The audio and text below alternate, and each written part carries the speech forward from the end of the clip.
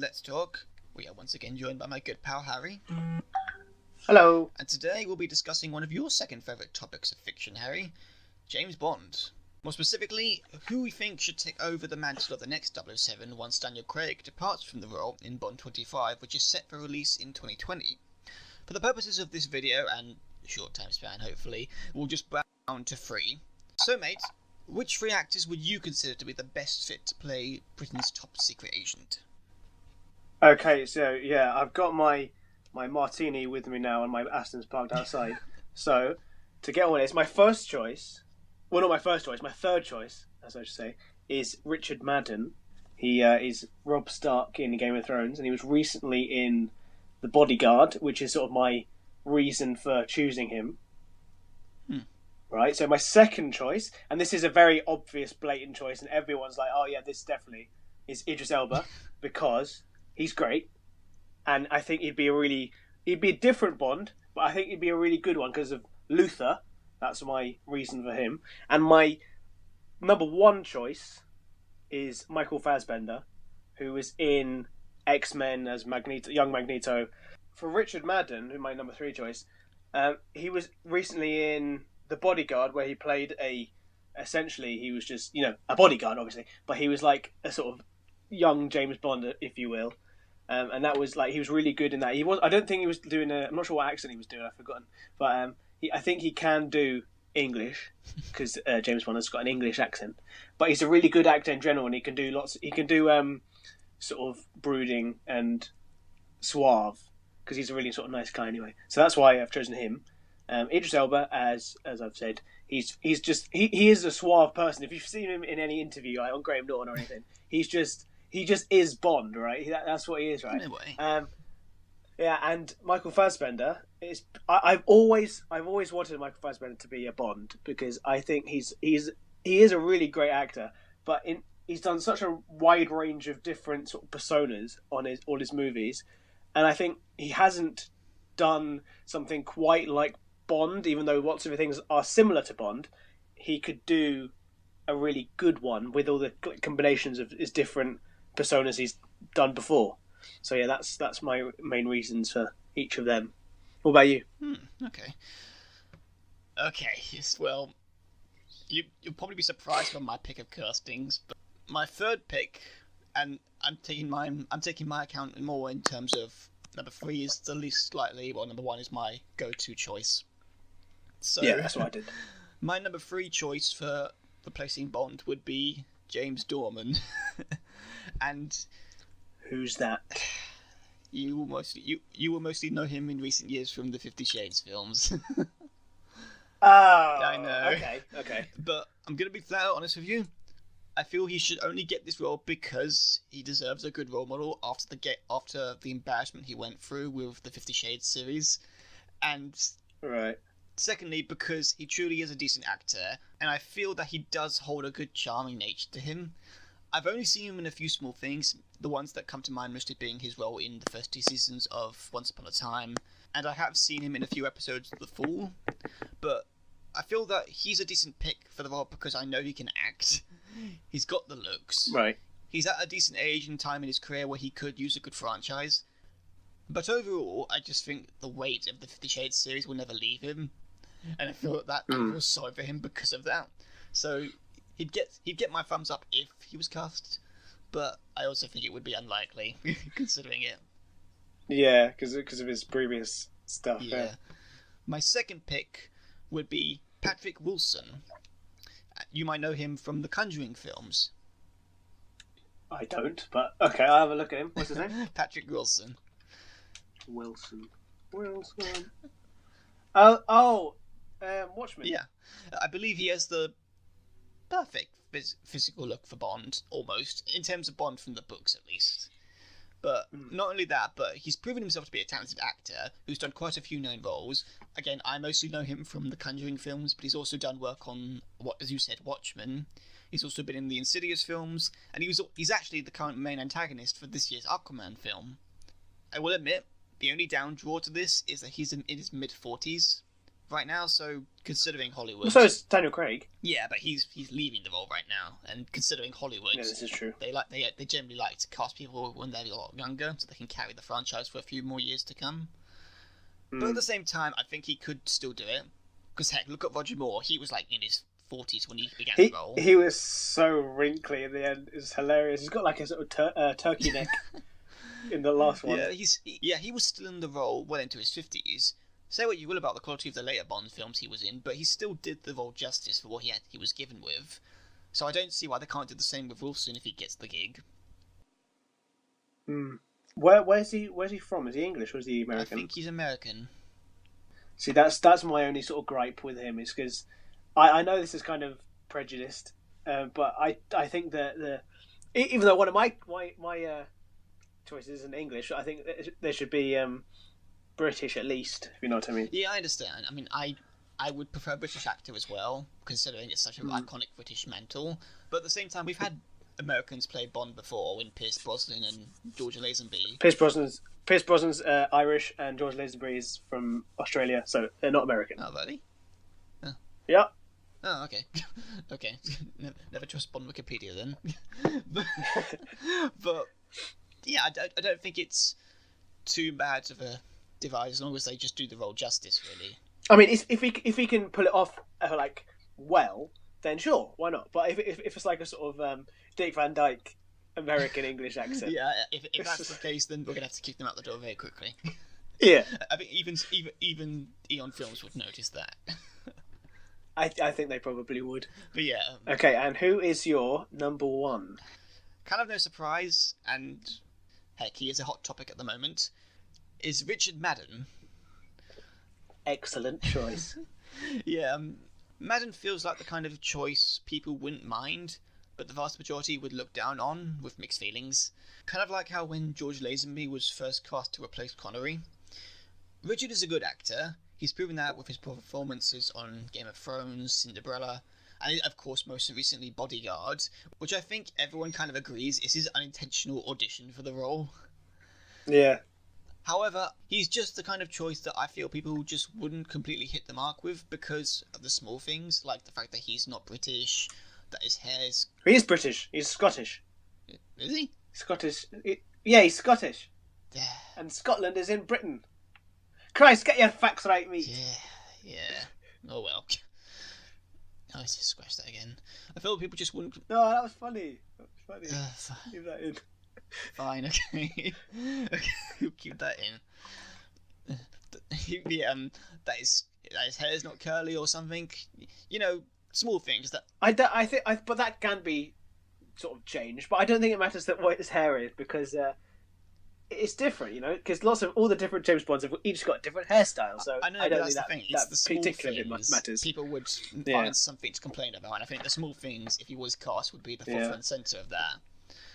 That's why he's my third choice, because however much I love him to be James Bond, I think how much he deserves it. I don't think he would be accepted as a Bond, because I guess people, they do want like sort of slightly less well known people, but he is a bit too like he's not in Hollywood, if you know what I mean. I think they're looking for Hollywood, but he's got responsibility to him.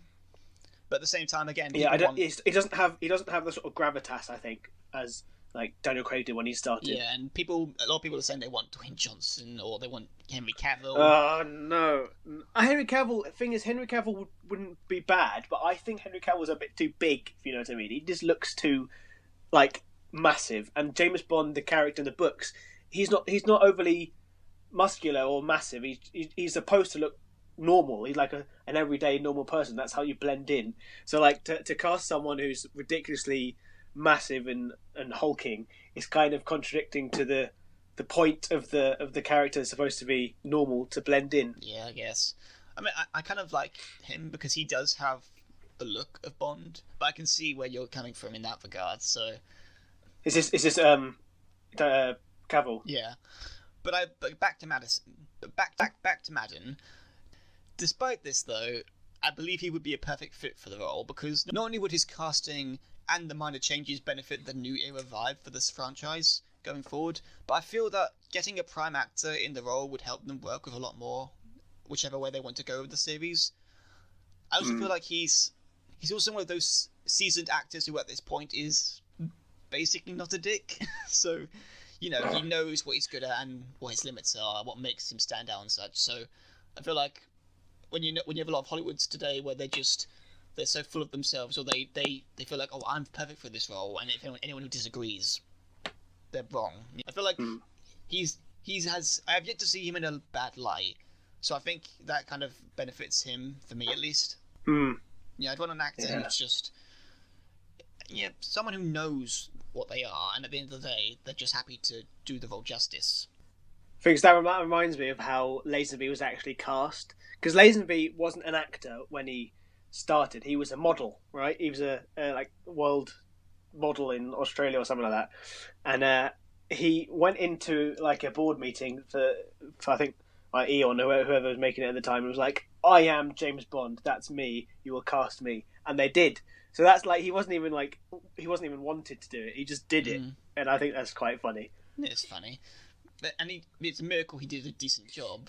But... I mean, his Bond movie is actually pretty good. Oh yeah, it's definitely one of the greats. But I feel like in today, where again studios go through every corner and crack to make sure that you're the perfect choice for this casting role, again because we don't want any dark backgrounds. So I feel like Richard has that clean slate where he can take the role if needed, because he has the fame from Game of Thrones and Bodyguard, but he's still sort of in the know where people can say, "Oh, who's he again? Oh, that guy from Game of Thrones." Yeah. So yeah, I think he would be my number one choice for Bond. So yeah, that concludes the actors topic. But you actually brought in some new stuff at the last minute, mate. You actually want to talk about the movies themselves. Yeah, I want to talk about what I want to see in a new Bond. Okay, so go away. Go away? That's so rude. Okay, I'll leave. Go with it, I meant. Go for it. Okay, sure. So basically, I don't have a sort of layout of a plot as such. I've just got a couple of little little things that I'd like the movie to be sort of themed around, I guess. So I've got like a director in mind, or a couple of different directors. And a sort of time period and sort of stuff like that. So I think that the next Bond movie should be. I know people say this a lot, but it should be a complete sort of reboot. Even though that's what Casino Royale was, it should be a complete reboot with a new actor and a new sort of direction and director in mind, right? So I think the actors that we've said, all six of them, or all five of them could be part of this, except for I guess Idris Elba, and I'll explain why in a minute. So the books of James Bond, written by Ian Fleming, set in the 60s, and so that's what I think it should be set. It should be set in the 60s and should be pretty much a direct adaptation from the books, even though every single book has been adapted into a movie except for one, and they should keep the sort of initial plot, but then they should change the name, because the name of this one that they haven't directed by Ian Fleming is called, right, get this, James Bond Goes to New York. I think that's what it's something like ridiculous, like James Bond in New York, but it's just the most stupid type. But I think they should do the sort of basic premise of that, which is, it's very simple. It's just James Bond goes to New York and there's a girl, and James Bond stuff happens. But that should be the sort of plot. I think it should be directed by either Nolan, okay, or Guy Ritchie. And I explain why Nolan first, because have you seen Inception? That famous movie. I have. Inception. That is pretty much Nolan's love letter, I guess, to Bond, because some of the scenes in that are very sort of directly taken inspiration from James Bond, like the scene in where there's skiing and shooting at each other. That is literally taken from On Her Majesty's Secret Service. Huh. So that's why I think because he loves Bond, and he has said that a lot. But I don't know if he wants to direct it anymore. But I still think he should be director. And Guy Ritchie, my second choice, because if you've seen any Guy Ritchie movie, they are fun. They're fun, and they're fast, which is what you need in a new movie. But I think this James Bond movie should be like the classics, where they're funny and they're fun and they're kind of corny, but not too much, not too corny. And the only other thing I've got in this... Oh, no, there's two other things. So, I'm into cars a lot. And I think that they should use the same cars that they used in the book. So, instead of a DB5, there was a DB3. And that was the first Bond car in the books to have gadgets. So that's what they should use for that. And the last sort of point I have is the theme, the Bond theme. So I love a good Bond theme, but the newer ones have been a bit naff. Yeah. Except for Casino Royale. Casino Royale was really, really good, and I think there should be more like Casino Royale. So there should be more of like a Rocky sort of song. So I have some. I actually don't mind. Go ahead. I actually don't mind the Skyfall one. Spectre. Oh yeah, Skyfall's okay. I don't like the Spectre one. I prefer the fan versions of that one better. Yeah, but I've got some sort of contenders in mind of who should do a Bond theme, and that's the Foo Fighters, Royal Blood, Kasabian. So they're my sort of rock picks. But also, this is going to be a very sort of odd choice. If you know Rag and Bone Man, No. he's got a very, very deep voice. He's not. If you look at him, he's not the sort of person you'd expect for a Bond theme. But he's got a really great voice, and he could do a sort of regular slow Bond theme. So I think that is everything in my notes. Okay. About what I want for a Bond movie. So there you Quite a go. bunch. So Yeah. I'll get to my picks then. Again, this is kind of like cobbled together for me because I only just found out like half an hour ago. But I would kind of follow a similar pattern for you, where my choice of direction for the series would be a period piece set in the 60s. Because again, like you said, I feel like if they need something to shake up the series, I feel like going back to its roots in the 60s, again, it's a nice big change, and it also kind of stemming from The Man from U.N.C.L.E., I think that kind of shows how you can do a Bond film in the past, and it can work, and it can be fun, that kind of thing. And that was Guy Ritchie. Yeah, and again, I haven't really thought of any directors for my choice, but again, I think Guy Ritchie would be my number one. But more in terms of the story, I would envision maybe like 5 films, at least. And this is how I would go. The first film, whether it's, again, with either of the actors we've chosen, I would have the first film be based on the novel Risco. Again, some of these titles, I hope I pronounced them right. But the first film, again, I kind of simplified it to kind of just fit a basic plot based on the novel, and I've just like kind of cut it down to this is what they probably would do for this film. So for Risco, Bond basically goes to investigate this drug smuggling operation in Italy. He gains a friend in the form of a CAI agent named Risco, or Curisco, I think, and he basically gives him further information on it, and he says, this guy's the bad guy, we need to bring him down. But it's revealed that, Curisco is the bad guy, and he's behind the whole operation, so he teams up with the guy he was going to kill, and they basically bring down the organisation. And I would basically have it be the plot there. Again, you can insert some classic Bond stuff with him getting a girl, and maybe you find out she's part of the bad organisation, but it basically ends the same way. And I would also maybe add in that maybe these bad guys were being supported by a secret organisation, which we'll come back to. The second film pitch I would choose would be Property of a Lady. You might already know this one. Again, this has kind of like been on the list for people to adapt for years. Again, I actually thought they were going to do this before Skyfall came out, but again, this is more of a cut down version of it for me, where Bond is basically sent on a mission to protect this rare diamond along with its mistress from the Soviet Union. And yeah, maybe there's some actions Bond does in this film can result in him getting his license revoked. And that's what I have for that one. But this kind of sets up the next one, which I would choose to do license renewed. Again, kind of carrying over from Property of a Lady. Bond goes undercover to a castle owned by a nuclear physicist named Dr. Anton, who is involved in a terrorist group named Franco, I think. And basically they're planning to hijack nuclear power stations in order to start a meltdown. Again, kind of like a basic plot you'd expect from those old eras of Bond. But again, that's kind of like why we said it in the past, I guess, because it gives us more leeway to do those kind of stories. And again, it's kind of like, it's not a continued story, but it's also intertwined in some forms, but each story is standalone. The next one I'd choose to do would be Scorpius. And again, this one's kind of like a difficult one to do, I think, because not only is it part of a period piece, but at the same time it's kind of dealing with cults. So I don't think they've ever really done that yet, unless you count Live and Let Die, but even then that was made at a time where I guess even then it wasn't too liked upon, so I don't know how they could get away with it now. But this plot of it is basically that a terrorist cult known as the Meek Ones, led by a terrorist leader named Valmer Scorpius, tried to assassinate several British politicians, and Bond is basically sent to find and kill the cult leader and bring their end to an end. Again, basic end your cult story, but again, maybe they can have some tie-ins to, they've been supported by this other organisation.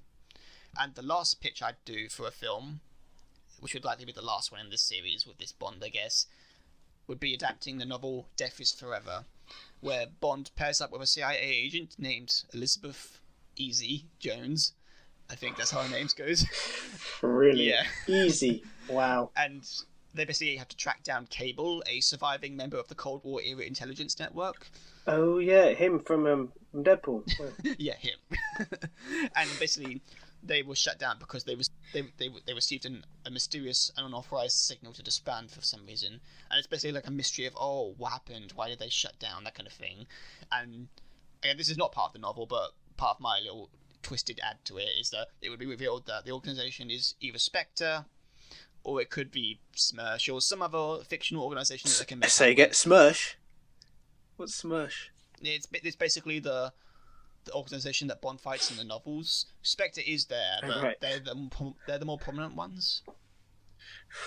Smersh. Okay. I think it was a real organisation in World War II, but Oh wow. yeah, but again, they prevented using them in the films because it was connected to Russians, and they don't want to be that kind of thing. But yeah, fair enough. basically they would be revealed to be the big bad guys, and they were the ones responsible for the events of Risco, Property of a Lady, and yeah, again, that kind of story, the big reveal at the end. And that's kind of how I would pitch the new Bond series if I was given the reins.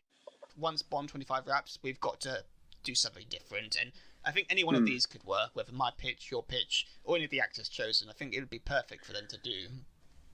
Yeah, I do have a couple other points I just remembered. So, in Spectre and Skyfall, the main bad guy, has had some sort of connection with the plot, some sort of connection with Bond or M, and I think that sort of thing should be taken out for the next one, because I think it's a bit too convenient to have a bad guy who's like, oh, I'm James Bond's childhood friend, or I used to work for MI6 and now I want revenge. I think it should just be a terrorist who doesn't know about James Bond, who doesn't know who he is, if you know what I mean, just sort of doing stuff, and then MI6 foils him. I don't think it should be, oh, I was in your past and now conflicting, you know what I mean.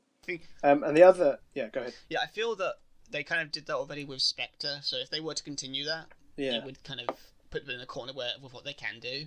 Because I think that it would make sense, story-wise, to kind of carry on where Spectre left off, because it kind of sets up a potential Majesty's Secret Service scenario where Bond's girlfriend is killed by Blofeld in retaliation and he goes out for revenge. But again, that's kind of like you're going back into Spectre territory, and considering how that film was received, I don't think they'd want to go that route again.